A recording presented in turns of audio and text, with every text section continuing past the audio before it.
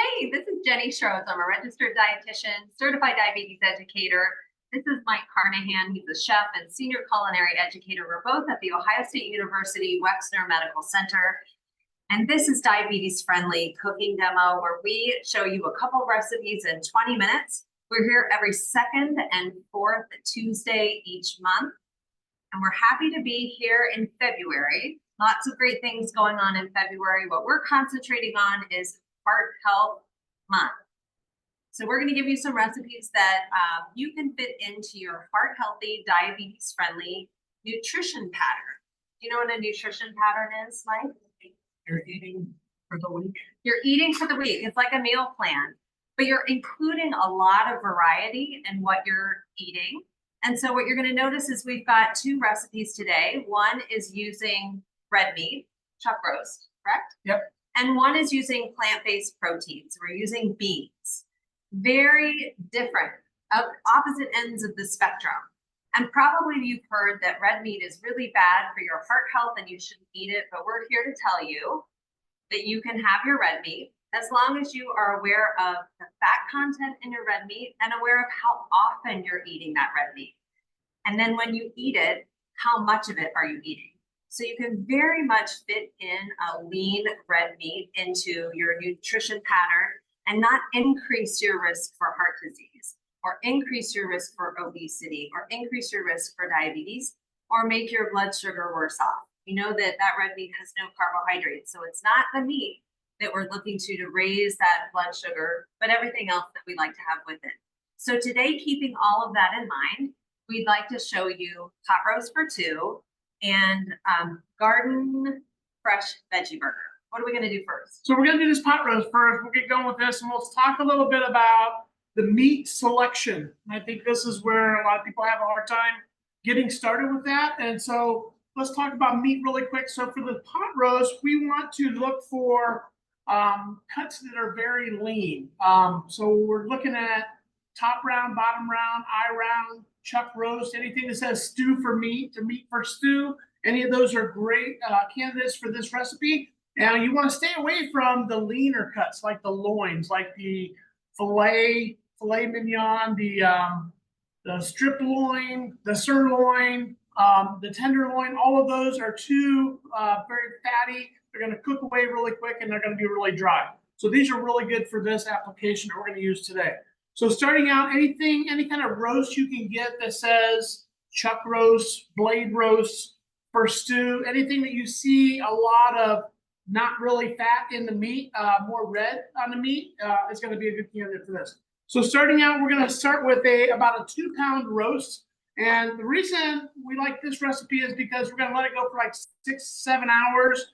And you can use it for different applications even after you cook it. So we're talking weeknight dinners. If you have a pot roast, come home one night, you have some beef left over for the next day. So we're maybe talking about maybe some tacos or some salad for a roast barbecue beef, or throwing some more into a soup or a quesadilla. It's using that, making a quick dinner afterwards as well. So starting out, I have one crock pot already full. This is going. It's been going for like 6 hours. We're going to show you that in just a second, but starting out with this recipe is really easy. We're going to start out with the roast itself, and we just got a normal roast that you would get from the store, and this one is a beef chuck roast.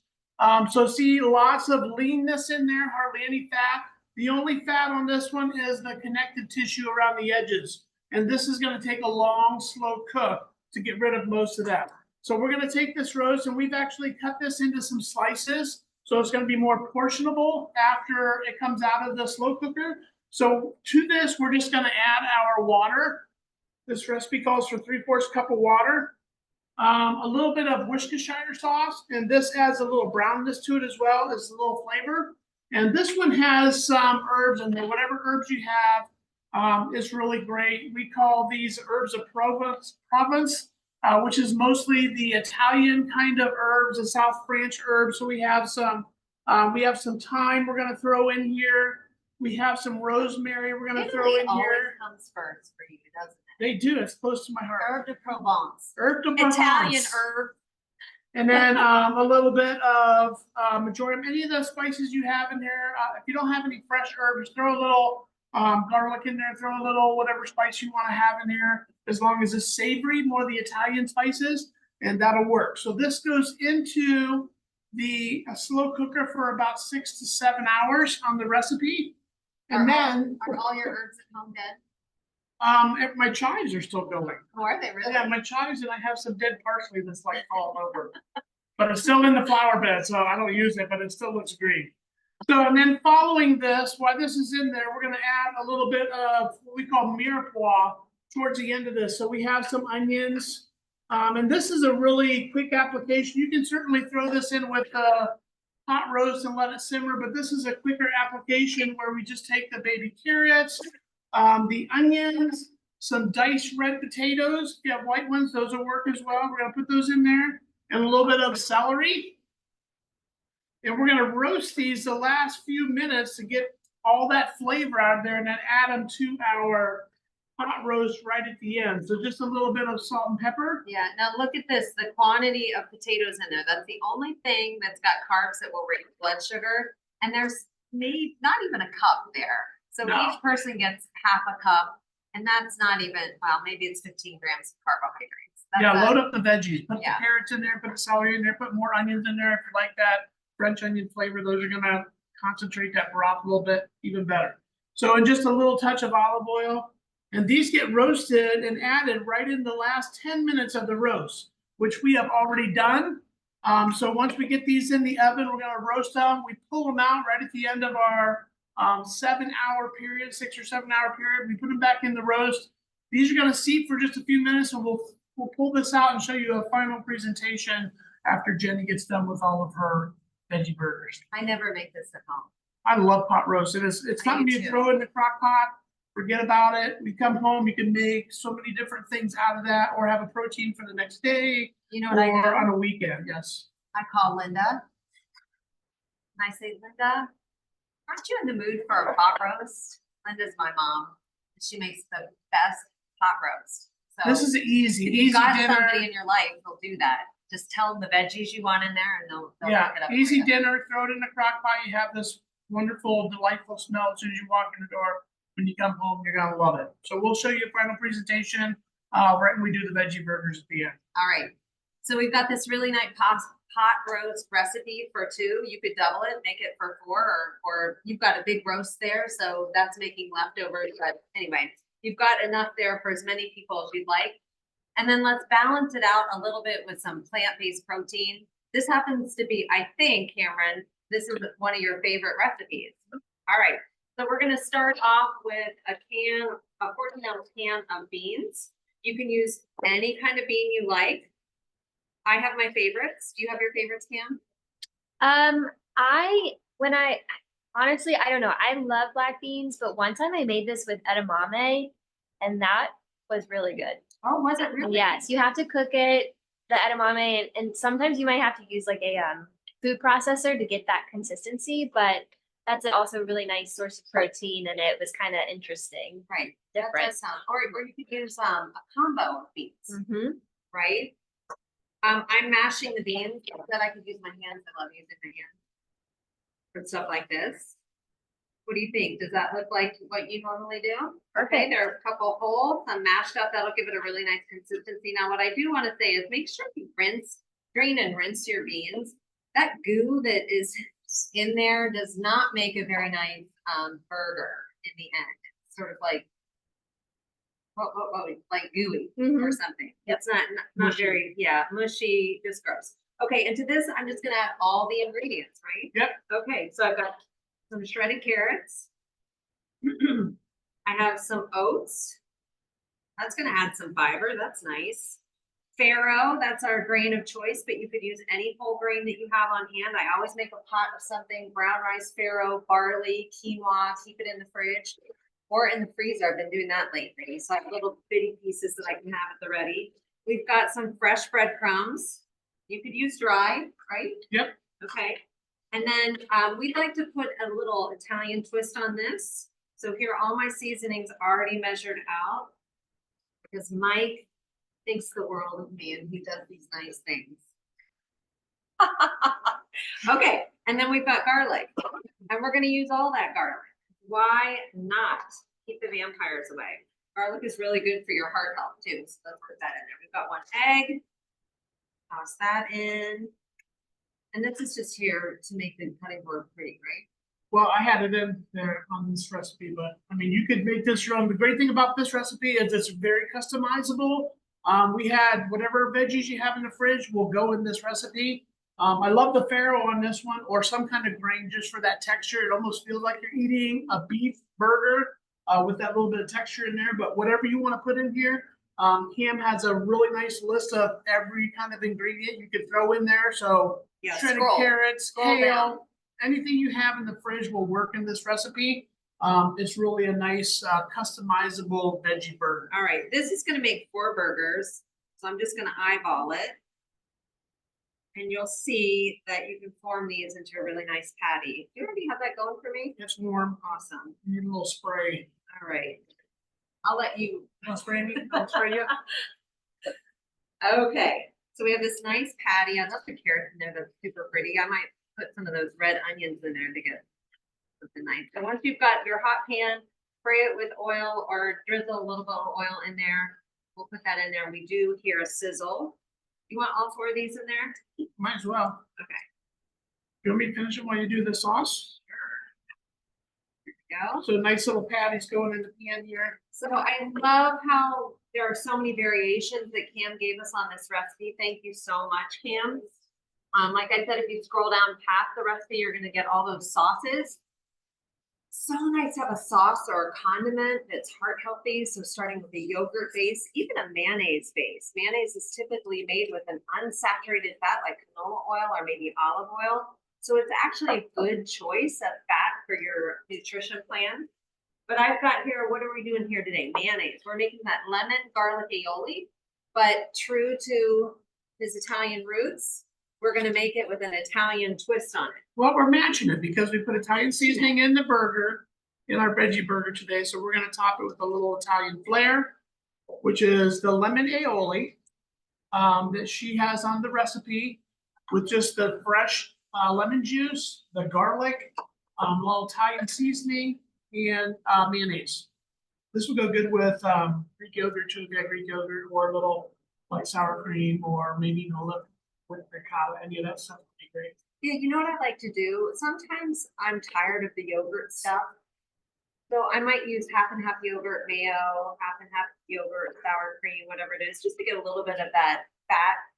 It's a different mouthfeel, and sometimes, man, you just want that. Okay, so I won't use my glove for this, but you just stir that up. You could make this aioli ahead of time so that those flavors have time to marry. Here we go. Looks good. Everything's better with a sauce. It's better with the sauce. And you know, let's be honest. When you're cooking with lean meat or you're cooking with plant-based protein, you need to add some healthy fat in there so that there's moisture, right? Fat gives things flavor and moisture, and when it's not inherently there, you need to maybe add some healthy version. This looks so good. I always have some kind of aioli, some kind of condiment like this. And then when you just make your plate method meal, maybe you've got salmon, non-starchy veggies, and some grain that you pulled out of the fridge, and you're like, so boring. They're fun too. They're creative. There's a mango ketchup on this one. We have a cilantro lime crema that would be really good on this. So give them a try. Come up with your own. Let's see what you guys come up with. Yeah. And so those brown up really nicely. And you have some already made over here. Should I move this, Cameron? Yeah, yep. I can show you. Yeah, okay. There we go. Yeah, so Mike made those earlier. So there's some attention to detail was given to these. They look very pretty and well formed. Mike, what do you think about if I were home, I might form these patties and then stick them in the fridge so that they stay a little bit more together? Yeah, this recipe, it really, you have to play with it a little bit because depending on your amount of veggies that you put in there may have a little bit more moisture than the one that we're doing here. So play around with that a little bit more breadcrumbs if you need it, a little less if you need it, maybe a little less egg, or maybe you just want to use the egg white, that's fine too. Yeah. If you want to use a little mayo to pull it together instead of an egg, absolutely. There's all different alternatives for that, but you're gonna have to play around with this depending on what goes in that burger. And the beans could be holding a lot of moisture or none at all. So you Yeah. just, yeah, like you said. And beans How's it come feel? different How's it look? textures, yeah, different textures on the beans. So play around with it. It's a great recipe to play around with, customize it, spice it up a little bit if you want, even better. But these freeze well too after you make them. Freeze them and then dress them up. I mean, pull them out and eat them. They're a great lunch packer for meal packer if you're doing meal prep for the week. Do a double batch of these, put them in the freezer. Eat them for breakfast. Have them for breakfast. Maybe throw some Italian seasoning spice in there for sausage and have your mock sausage ready to Then you go. can do it in a little log instead of. Okay. Oh, look at that pot roast. We're pulling out our pot roast. This Beautiful. was a 6 or 7 hour. It smells so good. Yeah, we have all these beautiful veggies in here. Only a few potatoes. But all these veggies are really what makes this. This makes a nice hearty soup. You could break this down a little bit and have a kind of a mock beef stew, if you will. But the broth in this is just Serve the amazing. broth on the side, au jus, you know, to pour over it. If you feel like you need to put a bit of water to get it down, why not some au jus? But I can think of a million different dishes to make after this. I mean, with cooked beef, you know, just use up that protein, put it in different things, and you have it for the rest of the week or a couple days anyway. It probably won't last that long because it's so delicious. Oh, look, that's pretty. How about any questions about the nutrition, about Heart Health Month? What do we have? So we haven't had too many questions today. Our job is done. Yeah, We're done. Sign off. we have a question from Diane. What seasonings would you use for sausage flavor? Oh, can I answer this one? Sure. Because recently I've been trying to figure out some creative ways to get more protein in my diet. I do eat animal protein, and ground chicken is a great way to get protein, but I was kind of getting bored. So I remembered this great sausage recipe that you made. And we had done, this was probably 2 years ago. Yeah, now, it was a while back, February. yes. And we did pancakes and we did sausage, and I thought that was so delicious. So I looked up your recipe, and you had sage, and I can't remember what else. I know there's But did fennel you in there. allspice? Yeah. There's a little nutmeg, I think, in there. Cinnamon, one of those. Yeah, there was a little bit nutmeg. They're allspice. It's allspice.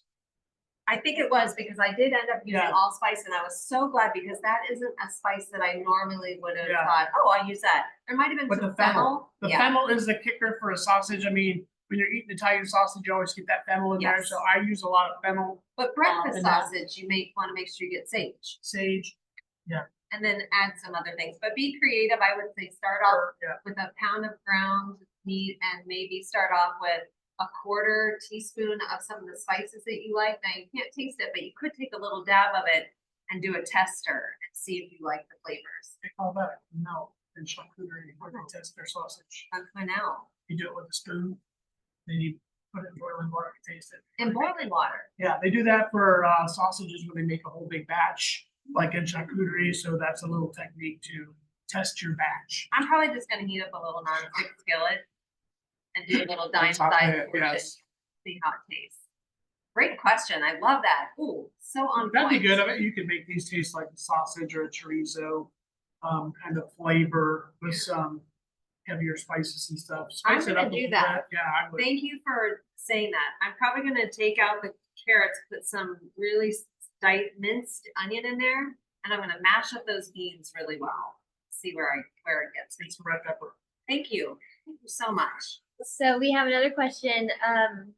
What can you use other than an egg for a binder in the burger? So we just talked about you can use egg white or without eggs. I mean, mayonnaise works as a good binder. We do a thing called a panada where it's actually using bread soaked in milk as a binder. So you don't actually need the egg. You've Or you made could use that flax egg before. Flax eggs, I was gonna say Flax that, water. or you know, you could do a little cornstarch or a little flour in there, but if you want to stay away from the gluten, I mean, there's all different alternatives. I would say, Sounds like there's an egg allergy. yeah, like mayo, Same sour with that. cream, maybe some soft tofu. Yogurt And Yogurt? silken tofu. Silken tofu, Silken tofu would work really well. Just put a couple spoonfuls in there. flaxseed, ground And flaxseed. try that too. Okay, so I'm gonna do the sausage version and I'm gonna take the breadcrumbs out. I'm gonna try to use tofu. That's a good idea. Yeah, Jessica had a good point too. I think Penzies came up last demo too because it's so amazing. They We have promise they're not sponsored. yeah, we're not sponsored, We wish but they were. they have specific seasoning packets for sausage, bratwurst, Oh, things that's like right. that. So if you don't feel like getting, putting too much effort into it, you can always find that. As long as Right. it doesn't have too much added salt. That's a really good point because I just think that everybody has a cabinet like I do, completely devoted to herbs and spices, but I can't get the door shut, and that's not the case. So Yep. Penzies is a great alternative to that. And then could you explain the flax egg, how to make The it? flax egg is just ground flaxseed and water. And it So sits for a tablespoon few to minutes. tablespoon, Yeah, it's right? equal parts and it sits for a minute and it really just swells up. People use that a lot if they're not dairy. So it's a binder. It also can be replacement for fat in recipes, so it can boost the fiber. And it also has omega-3. And we know that not very many foods have omega-3 fatty acids, and that's something that we need to get. So that's a good place to get it. Yeah, certainly. And then could you explain the type of roast that you use and what it would be the best for heart health or like a heart healthy cut? So any cuts that don't have loin in it. So we're talking top rounds, chucks, bottom round, eye round, blade cuts. A lot of this meat anymore is just labeled meat for stew. But if you see a lot of visible fat on it, it's probably more like a loin cut, like a fillet or a strip loin or a sirloin that have that. There's two different kinds of connective tissue, the collagen and the elastin. The collagen is the one that cooks away, that's in most of the fattier meats, and the elastin is the one that you have to take away or grind away or slow kind of method. So look for those roasts. I wish meat was lined up in the deli cabinet for cooking methods instead of prices, but look for the leanest meat you can find with less visible fat on it.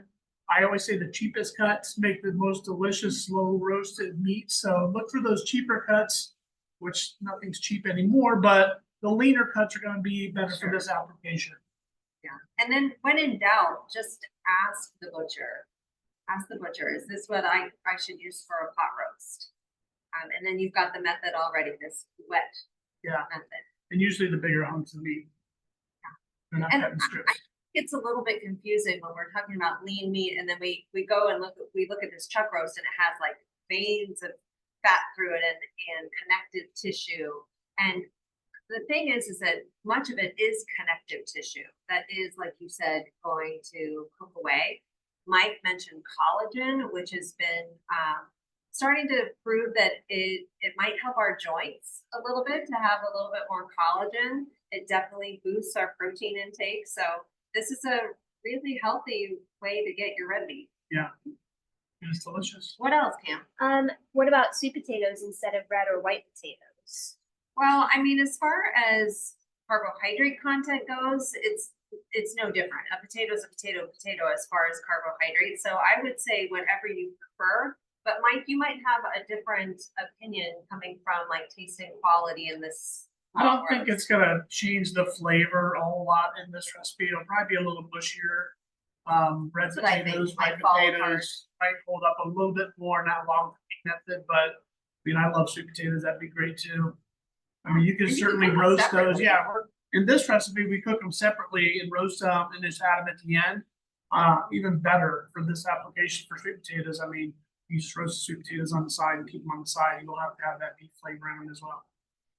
Yeah, and it looks like 48% of people who responded to the poll that I pushed out said that they include plant-based protein at least one time per week in their diet. That's so great. you guys are doing a great job. So if you're still listening, I'd love to know, what is that plant-based protein? So 87% said beans, lentils, legumes. 21% said tofu or tempeh or soy-based products, and then 21% said plant-based meat substitutes like Beyond Burgers, Impossible, Morningstar, that kind of thing. Okay, those of you out there who are eating that impossible meat and some of the more processed plant-based foods, stay tuned. We're going to be talking about levels of processed foods. So you may have heard of ultra processed, and those products that are convenient are ultra processed. We're going to talk in the future about what that means for your health.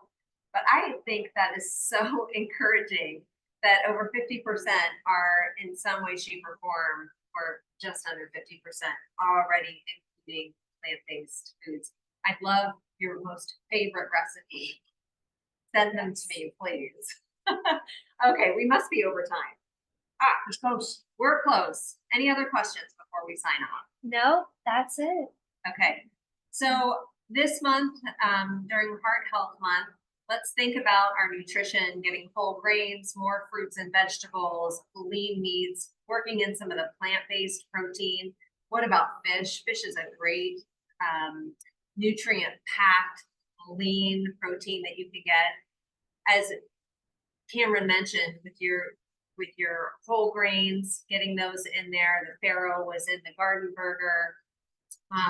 Looking to other whole grains, including legumes, so beans, peas, lentils in your diet. They're super high in plant-based protein.